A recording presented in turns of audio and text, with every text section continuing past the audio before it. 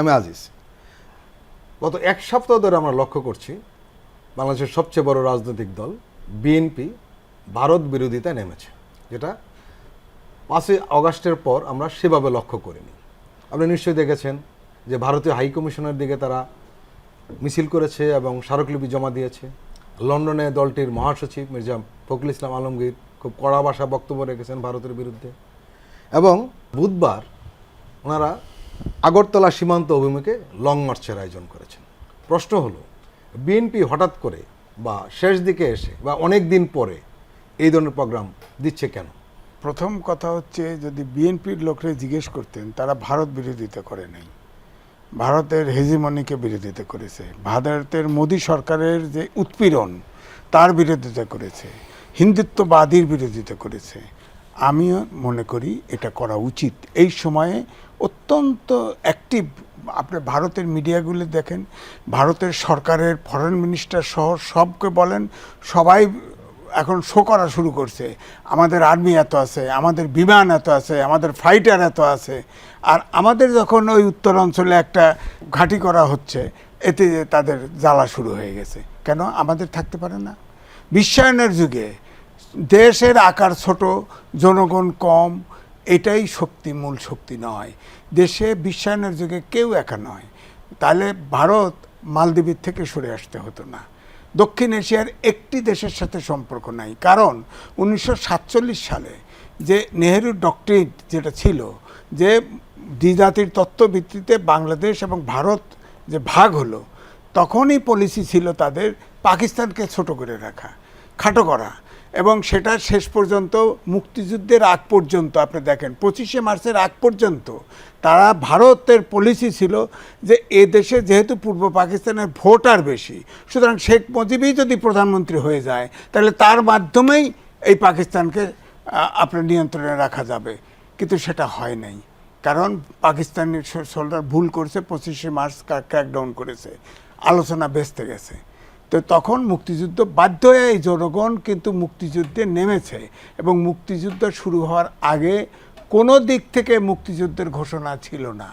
এবং যে অস্থায়ী সরকার ছিল তারাও হতভম্ব ছিল। তাজউদ্দিনের নেতৃত্বে তখন তারা উইদাউট কোনো পরামর্শ, কোনো আওয়ামী লীগের কোনো পরামর্শ ছাড়া একটা সরকার ফর্ম করে, তারপরে মুক্তিযুদ্ধের শুরু হয়।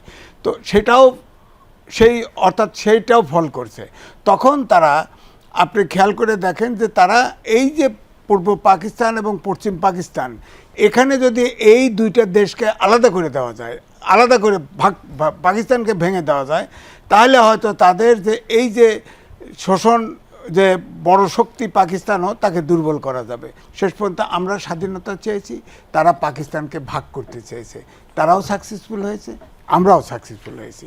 কিন্তু সেই নেহেরু ডক্ট্রিন, নেহেরুর মতবাদ এই দক্ষিণ এশিয়ার সব জায়গা প্রয়োগ করতে গিয়ে সবার কাছ থেকে সম্পর্ক তাদের বিনষ্ট হয়েছে। আমাদের দেশে একমাত্র ফ্যাসিবাদের সরকার প্রধান শেখ হাসিনার সাথে সম্পর্ক ছিল। আমরা টকশো করেছি, মন্ত্রীর সাথে করেছি, এমপির সাথে করেছি, আওয়ামী লীগ নেতাদের সাথে করেছি। একান্তে কথা বলতে গেলে এই ভারতকে সব এত দিয়ে দেওয়া কেউ কিন্তু পছন্দ করে নাই, কিন্তু দিছে, এক ব্যক্তি দিছে, কারণ তার হাতে সকল ক্ষমতা ছিল, সে দিয়ে দিছে। এবং তিনি নিজেও বলেছেন, যা দিয়েছি তা মনে রাখবে। এখন এই জন্যে আমি বলছি যে ভারতে, আমি যেটা আগেও বলেছি, যে এই যে প্রধান উপদেষ্টা ডক্টর ইউনূস সবগুলো দলকে নিয়ে কথা বলল, হ্যাঁ, কথা বলার পরে একটা মেসেজ গেছে। ভারত যেভাবে পাগল হয়ে গেছে, পাগল হওয়ার কয়েকটা কারণ আছে। একটা হলো অনেকগুলো এমইউ স্বাক্ষর আছে, এই এমইউগুলো কিন্তু বাতিল করে দিতে পারে। সবচেয়ে বড় ভয় হচ্ছে তাদের 7 সিস্টারের জন্যে তারা ট্রানজিট নামে আসলে করিডোর এমইউ স্বাক্ষর করেছিল, ওটা চুক্তি হয় নাই। এটা এখন আর হওয়ার সম্ভাবনা দেখছি না। অর্থাৎ এই পরিবর্তিত অবস্থাতে আর দেখে এটাতে এদের মাথা খারাপ হয়ে গেছে। এখন আমার বক্তব্য হলো যে এই যে ডক্টর ইউনূস সাহেব যদি পলিটিশিয়ান হতো, তাহলে এই যে 10 তারিখে নূর হোসেন দিবসে যে শেখ হাসিনা বলেছে ট্রাম্পের ছবি নিয়ে মিছিল করো, তারপরে ওই ছবিকে অপমান করলে পাঠিয়ে দেবো, মাইলেজ পাবে।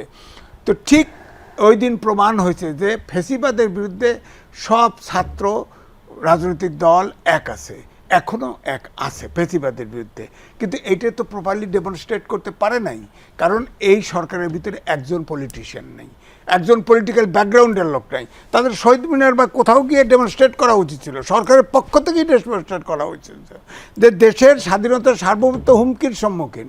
তারা দেশ চিটাগাং ভেঙে নিতে চাচ্ছে না, তারা বলছে না আবার আমাদের বিরুদ্ধে অপপ্রচার। কে বলেছে বলেন?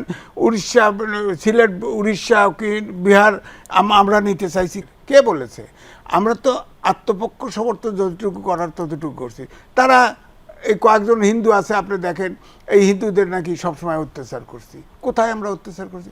তাদের দেশে তো এক টুকরো মাংস, গরুর মাংস আছে বলে মানুষ পিটায় মেরে ফেলবে। ইতিমধ্যে 18টা প্রজেক্ট তাদের আছে, মসজিদ ভেঙে ফেলতেছে তারা। বাবরি মসজিদ তো ভাঙছেই তারা, অর্থাৎ ওই দেশের মাইনরিটি শুধু হিন্দু না, তাদের ওখানে হিন্দু যে দলিত শ্রেণী তারাও নিগৃহীত এদের দ্বারা।